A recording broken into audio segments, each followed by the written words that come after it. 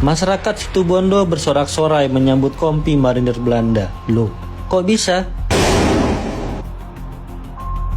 Tampak pasukan marinir Belanda mengarungi perairan Pasir Putih Situbondo.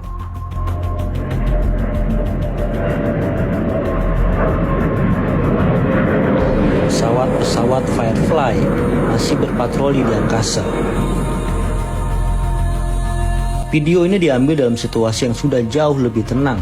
Sebelumnya, pukul 10.04 WIB, kapal destroyer Pitt Hind mulai menembaki pantai dan sekitar pangkalan 10 Angkatan Laut Republik Indonesia yang dipimpin oleh Mayor Waro dan Mayor Atelwe. Dalam tempo 10 menit, kapal itu dilaporkan memuntahkan kurang lebih 200 peluru penghancur. Serangan dilanjutkan dengan pesawat-pesawat Firefly yang menembakkan senapan mesin kaliber 20. Alhasil, Pasir Putih berhasil dikuasai Belanda dalam tempo 13 menit. Namun pertarungan belum selesai. Terjadi kontak senjata antara Korps Marinir Belanda dengan sejumlah personil Angkatan Laut Republik Indonesia. Meskipun kalah jumlah dan persenjataan, para pejuang tetap mencoba menghambat pergerakan Belanda. Dilaporkan 5 pejuang Indonesia tewas. Semoga mereka mendapatkan tempat yang mulia di sisi Allah. Dengan jatuhnya pangkalan 10 Angkatan Laut Indonesia, maka marinir Belanda leluasa melakukan pendaratan.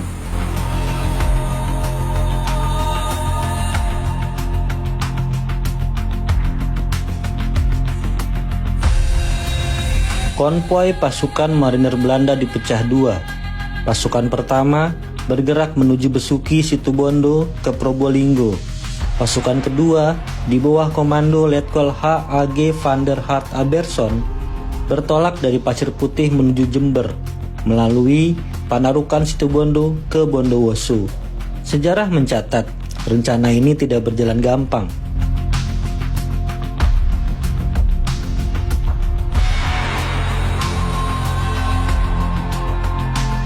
Masyarakat Situbondo bersorak-sorai menyambut kompi marinir Belanda. Loh, kok bisa?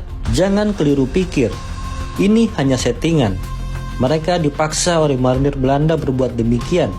Tujuannya rekayasa visual untuk propaganda di dunia internasional bahwa rakyat Indonesia mendukung agresi militer Belanda. Ini merupakan pemandangan kehancuran kota Probolinggo, utamanya Pelabuhan Tanjung Tembaga, setelah diserang habis-habisan oleh tentara Belanda. Pasukan pertama dihadang oleh pasukan seksi Sersan Mayor Samaun. Terjadi pertempuran hebat di pertigaan dalam Buduan yang menghubungkan Besuki dan Bondowoso. Sementara menjelang Probolinggo, pasukan marinir Belanda diserang oleh satu kompi tentara Republik Indonesia yang ditugaskan oleh Mayor Abdul Rashid.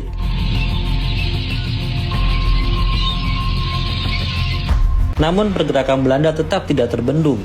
Bahkan Sersan Mayor Suroyo dan 2 prajurit lainnya bertempur hingga titik darah penghabisan untuk mempertahankan markas tentara Indonesia di dalam kota Probolinggo.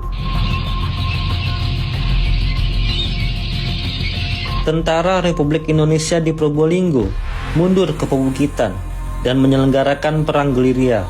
Perang ini mendapat dukungan dari rakyat Probolinggo, termasuk Muhammad Saleh, seorang dokter yang secara berkala mengirim obat-obatan bagi para pejuang gerilya.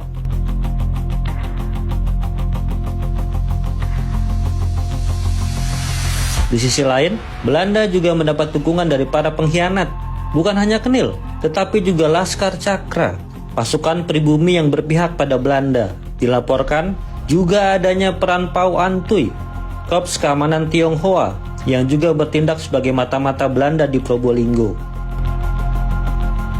Belanda kemudian dengan cepat menyisir daerah Lumajang lewat Probolinggo.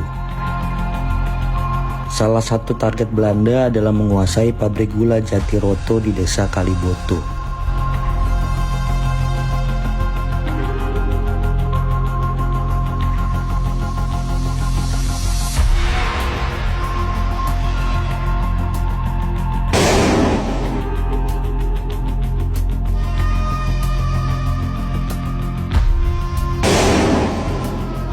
Kekuatan yang tidak seimbang memaksa tentara Indonesia mundur, seperti yang dilakukan kompi pasukan pimpinan Letu Sukertio yang membangun basis di daerah Huringin Sari, Penggung.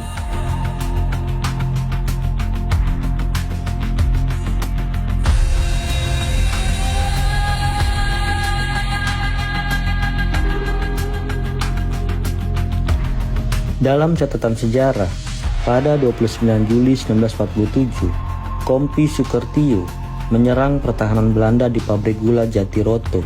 Serangan mendadak ini menyebabkan 1 regu pasukan Belanda terbunuh dan sejumlah senjata berhasil dirampas.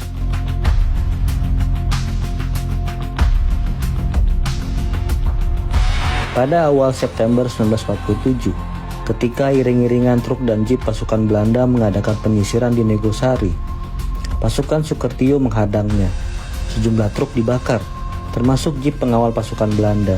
Sekitar 1 regu tentara Belanda tewas tertembak.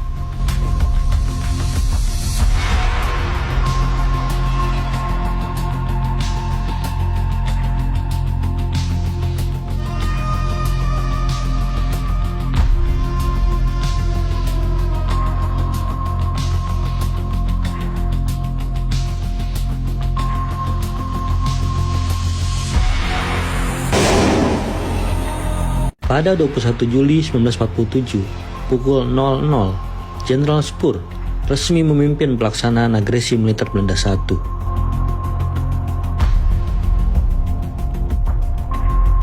Tujuan utama operasi militer ini adalah merebut daerah-daerah perkebunan yang kaya dan daerah-daerah yang memiliki sumber daya alam, terutama minyak.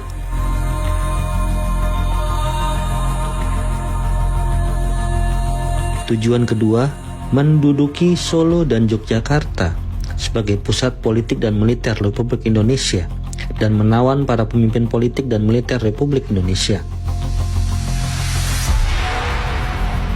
Namun, sebagai kedok untuk dunia internasional, Belanda menamakan agresi militer ini sebagai aksi polisionil dan menyatakan tindakan ini sebagai urusan dalam negeri.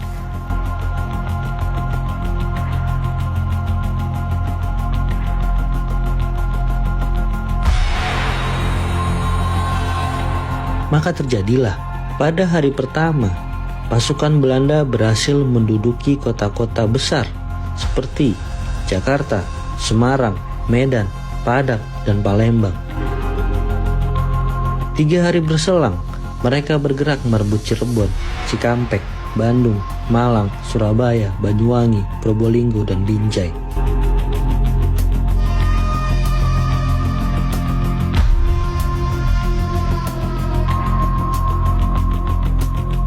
Dengan serangan mendadak ini, Belanda menguasai daerah pertanian penghasil pangan di Jawa, perkebunan di Jawa Timur, serta ladang minyak dan pertambangan batu bara di sekitar Palembang.